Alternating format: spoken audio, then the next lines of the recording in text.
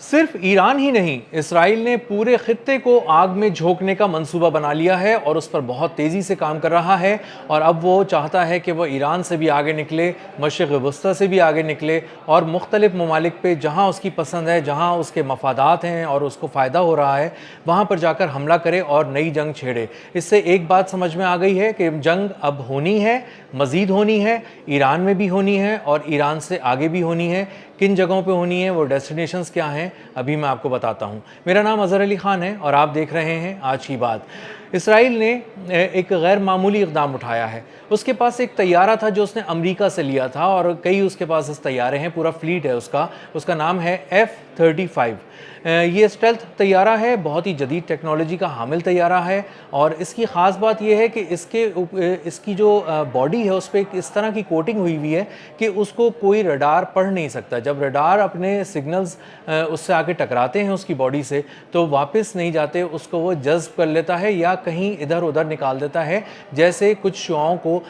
जब आप आईने पे करें तो आईना अगर सामने ना हो, थोड़ा सा तिरछा हो, तो वो उसको किसी और तरफ फेंक देता है। बिल्कुल इसी तरह ये तैयारा अपने आप को बचाता है, महफूज रखता है अपने आप को और वो सिग्नल्स जो फेंके जाते हैं वापस नहीं आते। इसी तरह इसीलिए रडार को ऐसा लगता है कि उसने जो सिग्नल्स फेंके थे जिस सिमत में, उस सिमत में कोई कुछ भी नहीं है, क्योंकि उसके सिग्नल्स वापस आते नहीं हैं और उसको पता नहीं चल पाता कि वहाँ पर कोई दुश्मन का तैयारा है। इतना ख़ास और इतना महंगा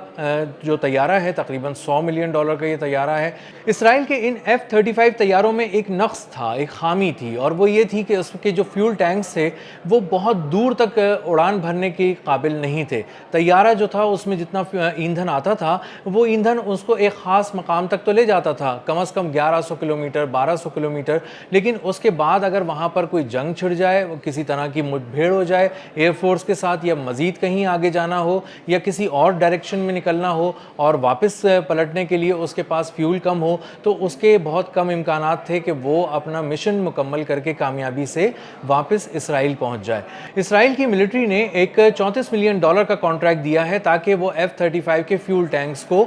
थोड़ा बड़ा कर सकें और उसकी कैपेसिटी को बढ़ा सकें, उसमें ज़्यादा गुंजाइश आ जाए ईंधन भरने की, ताकि उनके तैयारे उड़ान भर सकें और दूर तक उड़ान भर सकें। और वहाँ पर अगर किसी तरह की मुठभेड़ हो जाए, कोई जंग में कुछ ज़्यादा आगे तक जाना पड़े या इंगेज वो ज़्यादा देर के लिए हो जाएं, तो उनको ये फिक्र ना हो कि उन्हें वापस पलटने के लिए उनके पास ईंधन नहीं है। अब जब ये बात की गई है इसराइल की तरफ से, तो लोग सोच रहे हैं कि ईरान करीब था, ईरान में चले भी जाते थे ये F-35 और वहाँ से वापस भी आ सकते थे, तो ये सिर्फ ईरान के लिए तो नहीं है। इसका मतलब ये है कि ये ईरान से बहुत आगे तक के लिए है। तो अब ये बात शुरू हो गई है कि ये जो फ्यूल टैंक्स ये लोग लेकर आ रहे हैं, ये कितने बड़े साइज़ के होंगे, इसमें कितना ईंधन भरा जा सकेगा और इसमें ईंधन भरने के बाद अंदाज़न कितनी दूर तक F-35 जो है इसराइल का वो परवाज़ कर सकेगा, किस मुल्क पे जाके हमला कर सकेगा। तो अब अंदाज़ा ये हो रहा है कि वो ईरान से आगे मशरिक़ वस्ता तक जा सकेगा, मशरिक़ वस्ता के ममालिक में घूम फिर सकेगा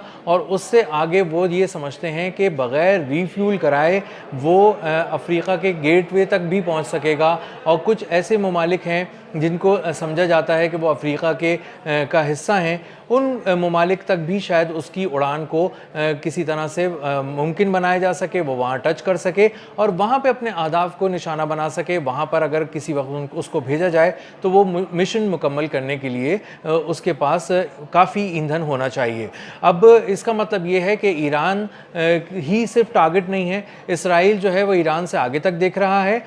फौरी तौर पे देख रहा है और ईरान को ही थ्रेट समझने के साथ साथ वो बहुत से ऐसे ममालिक को थ्रेट समझता है। वो मुस्तकिल तौर पे लबनान में ठहरना चाहता है। इसके साथ साथ हम ये एक और व्लॉग में डिस्कस कर चुके हैं कि साइप्रस में, क़िब्रस में यानी तुर्किया के पास एक ऐसा यहूदी देश बसाया जा रहा है जहाँ यहूदी बहुत तेज़ी से ज़मीनें ख़रीद रहे हैं और वहाँ पर अपनी आबादकारी शुरू कर रहे हैं और बहुत प्यार से, बहुत ही धीमे अंदाज से वहाँ पर आ रहे हैं, इन्वेस्टर बन के आ रहे हैं, ताजिर बन के आ रहे हैं, सरमाया لے کر آ رہے ہیں اور وہاں پر ایک ایک کر کے ریئل اسٹیٹ کے پروجیکٹس میں سرمایہ کاری کر رہے ہیں, کچھ عمارتیں خرید رہے ہیں, یا کہیں پر بڑے پیمانے پر پورے گاؤں خرید رہے ہیں. اور پورے گاؤں خریدنے کا مقصد یہ ہے کہ وہاں پر لا کے یہودیوں کو بہت بڑی تعداد میں بسایا جائے. قبرص میں بسائے جانے کا ایک فائدہ یہ ہے کہ وہ ترکیہ کے بالکل قریب ہے. ترکیہ جو ایک نیکسٹ ٹارگٹ ہو سکتا ہے ممکنہ طور پہ, جس کے بارے میں بار بار نتن یاہو کہہ رہا ہے کہ ترکیہ اب ہمارے لیے خطرہ ہے, اور اپنے وزراء کو یہ بھی کہہ رہا ہے کہ اپنے بیانات میں ترکیہ کا نام ضرور لیا کرو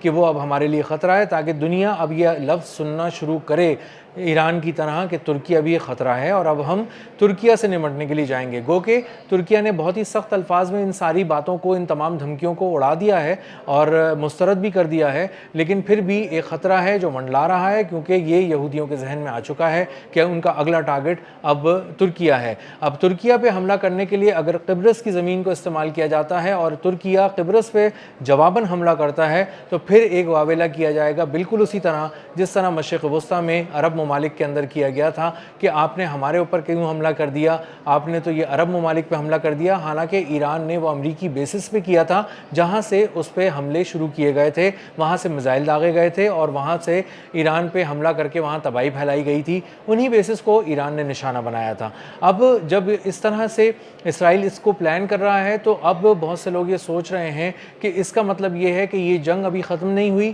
نامکمل ہے, اور یہ ایک ایجنڈا لے کے چلا تھا نتن یاہو جو ایران پہ ہی مکمل نہیں ہو رہا, اس سے بھی آگے جا رہا ہے. اس کا مطلب یہ ہے کہ آنے والے جو دن ہیں, آنے والے جو سال ہیں, وہ پہلے ایران کو اور اس کے بعد مختلف ممالک کو ایک ایک کر کے ہی نشانہ بنانے کی اسرائیل کوشش کرتا رہے گا. اس کی بیک پہ امریکہ بیٹھا رہے گا اور وہ اپنے ہتھیاروں کو وسعت دے رہا ہے, خطے کے دیگر ممالک تک دور تک مار کرنے کی کوشش کر رہا ہے. اس کا مطلب یہ ہے کہ وہ ایک جنگ چھیڑے رکھنا چاہتا ہے اس پورے خطے کے اندر, اور اس کے مفادات ایک گریٹر اسرائیل کے لیے ہیں جو آہستہ آہستہ اس کے ایجنڈے پر وہ کام کر رہا ہے اور بہت تیزی سے اس منصوبے کو آگے بڑھا رہا ہے. اسی طرح جو اسرائیل کی خفیہ ایجنسی موساد ہے وہ بھی بہت باریک بینی سے ان تمام پہلوؤں کا جائزہ لے رہی ہے کہ کس طرح ایران کے اندر مختلف مقامات پر کارروائیاں کی جا سکتی ہیں, خاص طور پہ یورینیم کے حوالے سے کس طرح ان کو ہٹ کیا جا سکتا ہے, یا ان کے میزائل پروگرام کو کس طرح نشانہ بنایا جا سکتا ہے, کسی طرح ایران کو اندر سے کس طرح کمزور کیا جا سکتا ہے. اس کے مختلف جو پہلو ہیں ان پہ کام کر رہا ہے موساد, اور بہت تیزی سے ان کی خفیہ ایجنسی اس پہ کام کر رہی ہے. اب جب وہ یہ سوچ رہے ہیں تو وہ دیکھ رہے ہیں کہ کس طرح ہم یورینیم کی سائٹس پہ پہنچ سکتے ہیں, کس طرح ایک سائٹس ایسی ہیں, خاص طور پہ 3 سائٹس ایسی ہیں جہاں پر ان کو لگتا ہے کہ یورینیم یہاں افزودہ ہو رہا ہے. اس کے لیے جو سرویلنس کا نظام ہے, نگرانی کا نظام ہے ان 3 سائٹس پہ, 3 فیسلٹیز پہ, 3 جو مقامات ہیں ان پر, وہ بہت ہی خاص قسم کا کیا جا رہا ہے. اس کے لیے بہت غیر معمولی اقدامات کیے جا رہے ہیں اور اس کی سرویلنس کی جا رہی ہے, نگرانی کی جا رہی ہے ان 3 مقامات کی امریکہ سے مل کر. اور اسرائیل مسلسل اپنے جو اس کی جو انٹیل ہے, جو اس کی انفارمیشن ہے, وہ امریکہ کے ساتھ شیئر کر رہا ہے. اور آنے والے دنوں میں لگتا یہ ہے کہ ایران پر ایک بہت بڑا حملہ کیا جائے گا, اور اس کے بعد جب یہ لوگ دیکھیں گے کہ ایران کو کسی طرح یہ کمزور کرنے میں اگر یہ کامیاب ہو جاتے ہیں اور ان کے منصوبے سارے کامیاب ہو جاتے ہیں, تو اگلا ٹارگٹ لبنان بہت بڑے پیمانے پر ہوگا, کیونکہ لبنان میں حزب اللہ بہت ہی زبردست قسم کی مزاحمت کر رہی ہے اور جو اسرائیل ہے وہ اس کو ختم کرنے کی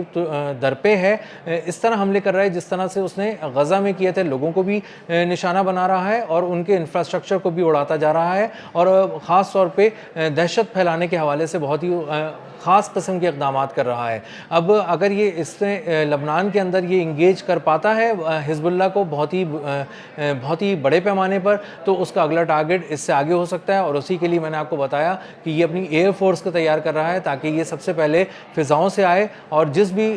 ملک کو یہ نشانہ بنانا چاہتا ہے اپنے مفادات کے لیے, اس کو پہلے فضائی قوت کے ذریعے کمزور کرے اپنی آزمانے کے بعد, اور اس کے بعد یہ کسی طرح سے گراؤنڈ پہ اپنی فورسز کو اتارے اور اس پہ وہاں پہ حملہ کرے. تو اسرائیل اس وقت اپنے F-35 طیاروں کو, ان کے فیول ٹینکس کو بڑا کر رہا ہے, اس میں ایندھن بھرنے کی صلاحیت بڑھا رہا ہے تاکہ وہ دور تک مار کر سکے, بہت سارے ممالک تک پہنچ سکے, مشرق وسطیٰ اور اس سے بھی آگے نکل سکے اور کچھ نئے اہداف طے کر سکے. دنیا آنے والے دنوں میں, آنے والے سالوں میں, آنے والے مہینوں میں اس جنگ کو جو ہم ایران جنگ کی صورت میں دیکھ رہے ہیں, امریکہ اور ایران جنگ کی صورت میں, اسرائیل جنگ کی صورت میں, اس کو کم ہونے کے بجائے بڑھتا ہوا دیکھے گی، اور کسی طرح سے کوئی ایک اشارہ ایسا نہیں مل رہا کہ معاملات سیز فائر کے بعد مستقل جنگ بندی کی طرف جا رہے ہیں، اور ایران کا محاذ گرم رہے گا۔ اس کے ساتھ ساتھ خطے کے دیگر محاذوں کو بھی اسرائیل اپنی شرارت سے گرم رکھے گا، اور ایک جنگ کی آگ ہے جو اس خطے میں ابھی کافی عرصے تک ممکنہ طور پر لگی رہے گی۔